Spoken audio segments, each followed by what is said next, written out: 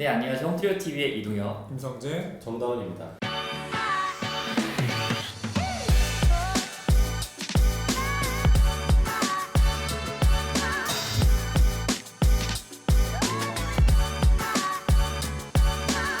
오늘은 저희 월간 홈트리오 5호 모델을 이야기 드리려고 합니다. 도시명 단독주택을 짓다라는 제목으로 제가 발표를 했었는데요. 철근 콘크리트 일단 주택입니다. 그리고 52평, 170제곱미터 정도에 대한 규모를 가지고 있고요. 4억 1천만 원 정도로 저희가 일단 모델을 발표했는데요. 하나씩 저희가 좀 뜯어보면서 가도록 하겠습니다. 일단 외장부부터 한번 설명을 드리려고 하는데요. 외장부부 한번 좀 찍어주세요. 이 주택의 마감재는 청고 파벽입니다. 보통은 청고 벽돌을 조적으로 쌓는 형태로 많이 이루어지긴 하는데 요새는 이제 내진에 대한 걱정과 우려 때문에 조적보다는 파벽 위주로 시공을 하고 있습니다. 저희는 청고 벽돌 그리고 청고 파벽의 차이는 외관상으로 눈으로 보기에는 차이가 없다고 보시면 됩니다. 다만 이제 벽돌을 쌓느냐 아니면 벽돌을 붙이느냐의 차이일 거고요. 벽돌을 쌓았을 때는 지진이 왔을 때, 행압력이 왔을 때 무너질 수 있는 우려가 있습니다. 그렇기 때문에 현재는 지금 저희는 파벽으로 붙이는 형태로 시공하는 것을 선호를 하고요. 이 주택의 외관의 특징은 청고 파벽에서 오는 톤 다운된 느낌입니다.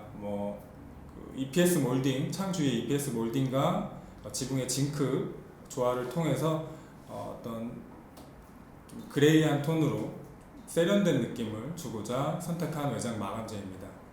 사실 도시명 생활주택에서는 이런 주택들이 한 개씩 보이면 굉장히 멋이 있더라고요.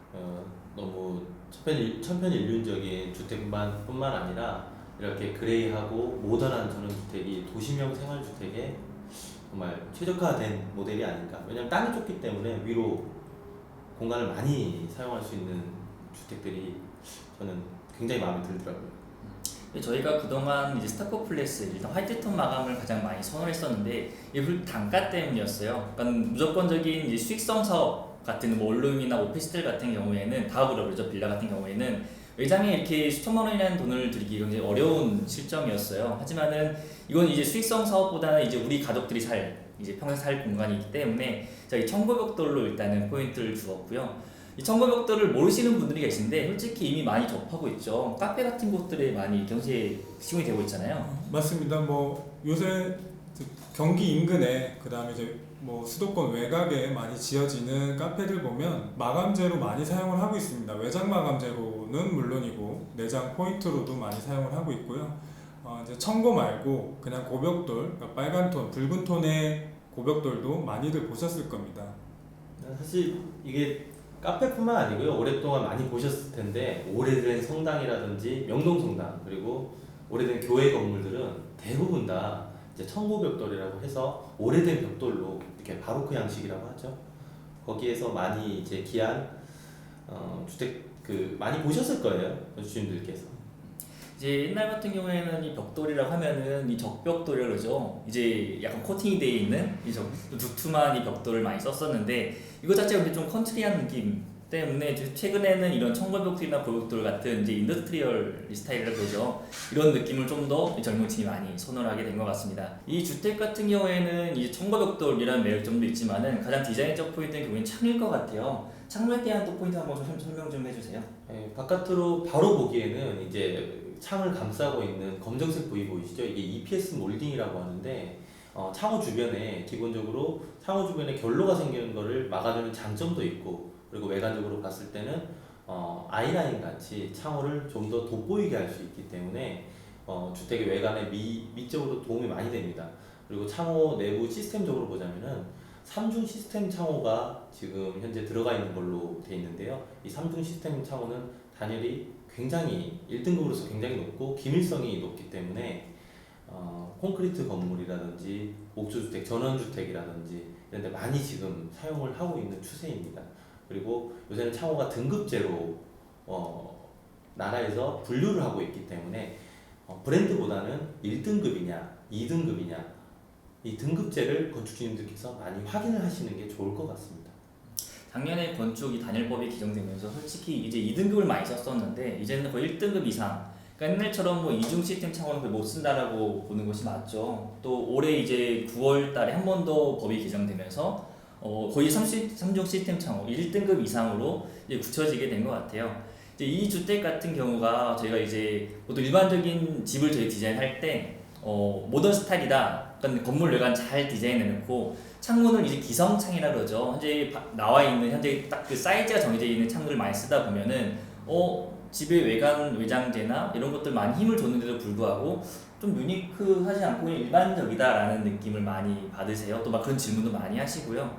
그래서 이번에는 좀 창 가격을 저희가 좀 많이 투자해서라도 이렇게 좀 디자인적인 감각을 끌어올리려고 많이 노력을 했던 것 같습니다.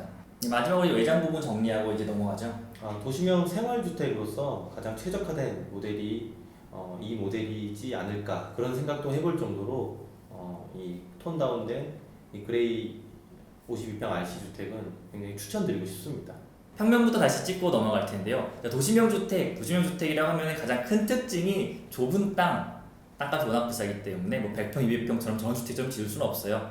평균적으로 60평에 70평 정도 되는 땅에다가 집을 짓는 경우가 이제 일반적일 텐데요. 이 주택도 마찬가지입니다. 한 60평 정도 되는 공간에 저희가 배치를 했기 때문에 일단 마당 공간은 생성될 수가 없습니다. 그리고 주차장이라는 부분 법적 기준으로 이제 무조건 가져가야 되는 부분이기 때문에 저희 1층 부분을 좀 많은 부분을 할애해서라도 이 주차장 부분을 세팅을 했고요. 한 대당 보통 5평 정도에 대한 공간이 필요한데 2대 그리고 약간 여유 공간까지 해서 한 12평 정도 되는 공간을 제가 이제 주차장 공간을 활용을 했습니다.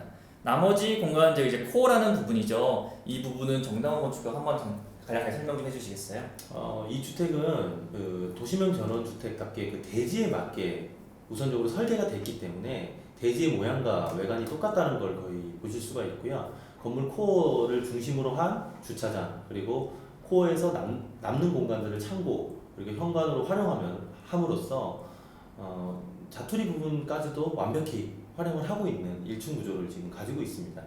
저희가 솔직히 1층을 구조를 이제 설계를 할 때 많은 고민을 했어요. 얼마만큼 그래도 좀 방이나 어느 정도 활용할 수 있는 공간이 있어야 되지 않을까 이런 고민을 많이 했었는데 최종 저희 셋이 이제 설계 협의를 하다가 어차피 어설픈 공간을 줄 바에는 그냥 완전히 이런 계단, 창고, 현관 그리고 보일러실 같은 필수 공간을 일단 몰아주고 나머지 주거 공간을 이제 2층으로 좀 올리는 게 어떨까라는 생각으로 정리를 했습니다. 자 이제 2층 이 주거 공간으로 한번 가볼 텐데요. 이 부분은 임 대표님께서 한번 더 설명을 해주시겠어요? 2층의 평면은 이 집의 포인트가 되는 주 생활 공간입니다. 코어를 중심으로, 그러니까 계단실을 중심으로 좌측으로는 거실과 주방을 배치하고 다용도실과 베란다를 배치해서 넓은 공간에 그 실들을 담고요. 오른쪽에 코어를 중심으로 오른쪽으로는 프라이빗한 공간, 침실을 배치하고 욕실을 배치해서 좌우를 분리를 시켰습니다. 이 땅에 맞는 설계를 하기 위해서 저희가 고민을 많이 하다가 결국 코어를 중심으로 좌우 배치하는 걸 원칙으로 삼고 이렇게 평면을 짜봤습니다. 그러면 3층에 대해서는 정 대표가 설명을 좀 해주시죠. 3층도 2층과 마찬가지로 구조적인 변화는 크게 보이진 않고요. 위로 올라갔을 때 바로 왼쪽으로 올라가면 마스터룸이 보이기 때문에 침실하고 드레스룸 연결되어 있는 구조, 아파트형 구조를 쓰면서도 굉장히 공간으로 봤을 때는 거의 절반 이상을 마스터룸이 다 쓰고 있다고 보시면 돼요. 그리고 욕실이 3층에도 2개가 있는 게 사실 특징이죠. 이 집은 작지만 안방에도 욕실이 있고 침실이 2개가 더 있기 때문에 이 2개를 공용 욕조로 쓸 수 있는 이제 이 3층에 욕조가 1개 더 있는 게 특징입니다. 다시 한번 이게 2층과 3층의 주 공간을 정리해 드리면은 저희가 이 단독주택의 가장 큰 단점 중에 하나가 수납 공간이 없다라는 점이죠. 그렇죠. 그래서 이 바로 1층 주차를 하고 올라왔을 때 계단이 바로 앞부분에다가 좀 저희가 수납장을 좀 크게 짜가지고 최대한 많은 짐을 넣을 수 있게 일단 1차적인 공간을 마련을 했고요. 그 다음에는 이제 주방 공간을 보시게 되면은 다용도실, 그러니까 보통 저희가 삼각형 땅이죠. 이게 삼각형 이런 짜투리 땅 같은 경우에는 이 삼각형 나머지 잘라지는 다각형 부분을 어떻게 만들어서 활용할 수 있게 하는 데 대한 고민이 가장 커요. 그래서 대신에 주방의 이런 부분들은 직선적인 박스형으로 많이 형태를 구성한 다음에 나머지 사투리 공간들을 이런 다용도실이나 베란다나 이런 또 계단실 일부분으로 활용을 해서 이런 단점들을, 이런 땅에 대한 부분 단점들을 좀 커버했다고 보시면 될 것 같습니다. 3층 평면을 보시게 되면은 3층 저희가 구성을 할 때 2층 같은 경우에는 저희가 이제 공용 공간이라 그러죠. 뭐 주방, 다용도실 같은 것들을 다 몰아줬기 때문에 이런 공용 공간이 2층, 3층까지 올라올 필요가 없었어요. 3층은 오로지 우리 가족만을 위한 이제 숙면의 공간, 침실 공간, 좀 프라이빗한 공간을 많이 구성했습니다. 계단실에 올라오게 되면은 저희가 좀 독특한 것이 이 3층 공간에 화장실이 2개예요. 아까 정당 원수가 얘기했던 것처럼. 그래서 하나는 자녀들이 완전 독립되게 쓸 수 있게 만들어 놓고, 또 나머지는 이제 안방이기 때문에 또 부부의 공간으로서 활용이 가능하게 했습니다. 많은 분들이 저희 이 기획설계, 단독주택 기획설계를 보고 혹시 이 다락방은 왜 구성을 안 했느냐라는 질문을 많이 하세요. 다락을 구성 안 한 가장 큰 이유 한번 좀 설명해 주시겠어요?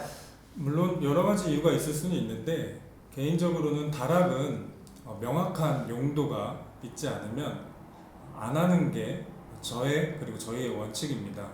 이유는 다락을 올라가는 데 있어서도 쉽지 않고 많은 비용이 들어갈 뿐만 아니라 그 공간을 활용하고 효율적으로 쓰는 것도 쉽지 않습니다. 그렇기 때문에 명확한 이유가 있어야, 그리고 명확한 이유를 가지고서 시공을 해야만 제대로 활용을 할 수 있기 때문에 이 주택에는 다락을 배치하지는 않았습니다. 저도 뭐 임성재 건축가 생각에 동의를 하는데요. 다락에 들어가 보면 일단 가장 지붕과 맞닿아 있기 때문에 기온의 변화라든지 날씨의 변화라든지 이런 것들이 굉장히 민감하게 반응을 합니다. 그래서 사람이 활용하기에는, 계속적인 시간을 거기서 보내기에는 사실 좀 힘들다는 것도 정직하게 말씀을 드리고 싶어요. 다락이라는 공간은 법적으로 창고 공간이죠. 그러니까 주생활 공간은 아니에요. 이제 좁은 땅에 연면적이 제한되어 있는 곳 같은 경우에는 이제 용적률이라고 그러죠. 용적률이 제한된 곳 같은 경우에는 억지로 공간을 만들기 위해서 많이 사용을 하는데, 이렇게 충분한 공간이 이미 정해진 상태에서 억지로 다락을 구성하기에는 금액적인 부분도 있고, 다락이 공짜는 아니죠. 네. 비용 많이 맞습니다. 네. 다락이 공짜라는 그런 생각들, 이제 공짜라고 하기보다 남는 공간, 그리고 남는 공간을 내가 활용해야 되지 않을까에 대해서 건축주님들께서 많이 활용을 해보시려고 하는데, 사실 원래 지붕의 개념은 지붕에 공기층이 형성이 돼야 됩니다. 그래야지 단열적인 효과가 극대화되기 때문에 다락에 대해서는 많은 고민을 하시고 많은 상의를 하시고 난 뒤 결정을 하시는 것도 나쁘지 않습니다. 그리고 또 하나가 이제 마당이 없다 보니까 옥상 왜 안 만들었냐, 솔직히 이 질문도 많이 받았어요. 근데 이 옥상 안 만든 저희도 이유가 있었죠. 옥상은 만들면, 그리고 만들어서 활용을 하면 편하고 좋습니다. 다만 그 외기에 접하기 때문에 옥상 바로 아래는 정말 덥고 정말 뜨겁고 정말 춥고 열악한 환경을 그대로 받을 수밖에 없게 됩니다. 일단 이 점과 두 번째로는 이제 방수에 대한 우려 때문인데요. 옥상의 방수를 아무리 잘하고 여러 번 한다 해도 지속적인 관리가 안 된다면 구조적으로 위험할 수 있습니다. 그렇기 때문에 지붕을 만들어서 구조적인 안정과 그다음에 생활의 편의성을 높이는 게 저희의 원칙이고 맞다고 생각이 듭니다. 지붕의 경사도가 있는 게 하자가 확실히 적게 발생을 하고, 사용상에 있어서도 수명도 집의 굉장히 내구성이 길기 때문에 저도 플랫한 구조보다는 이 경사가 있는 구조의 주택이 훨씬 더 건축주님들한테 추천을 드리고 싶습니다. 저희도 많은 고민이 있었어요. 과연 어떻게 제안을 드려야지만이 이 도시명 단독주택에 대한 이런 기획, 방향성을 좀 트렌디하게 제시할 수 있을까. 저희 항상 이야기하는 것 중에 하나가 이 유지관리 측면이에요. 그러니까 단순히 1, 2년 살고 말 건 아니죠. 10년 이상 사시고 정말 뭐 20년 이상 더 사실 수도 있기 때문에 유지관리 측면, 손을 많이 봐야 되는 그런 부분을 미리 만들어 온다라고 하면은 안 좋다가 저희의 최종 판단인 것 같습니다. 이제 정리를 한번 해야 되는데요. 한마디씩 이제 코멘트로 최종 마무리를 진행하시죠. 전원주택이 아니고 도시명 주택이기 때문에 아무래도 제약은 많이 있고, 그리고 활용할 수 있는 마당이 없어서 뭐 지붕을 없애고 옥상을 좀 쓰면 안 되겠냐 하는 어떤 바람들이 있지만, 그 바람은 주차장에서 일부 해소를 할 수 있다고 생각이 듭니다. 이정도 건축가님. 저도 도시명 생활주택 그리고 저 도시명 전원주택이라는 그 목적 하에 지어진 주택들은 들어오시는 건축주님들마저도 사실 80% 이상이 아파트 생활을 하다 오시기 때문에 유지 관리 보수 측면에서 이 외장재가 굉장히 간결해야 되고 쉬워야 되고 그리고 하자가 나지 않는 구조를 건축주님들에게 제시하는 것들이 낫지 않나. 왜냐하면 아까 말씀드렸다시피 아파트 생활을 하다가 들어오시는 경우가 굉장히 많기 때문에 이 전원주택에 대해서 유지관리 보수가 굉장히 중요한 점이라고 말씀을 드리고 싶습니다. 저는 이제 디자인적인 총평을 내리고 싶은데요. 솔직히 좀 독특한 디자인을 원하신다, 좀 남들보다는 다른 느낌으로 우리가 집을 디자인하고 싶다 그럴 때는 물론 외장재도 중요하긴 하지만은 창호 디자인을 바꿔보는 것도 괜찮다라고 총평을 드리고 싶습니다. 오늘 월간 홈트리오 5호로는 여기까지입니다. 다음 5호로 두 번째 모델에서도 좀 더 새로운 또 트렌디한 내용으로 찾아뵙도록 하겠습니다. 감사합니다.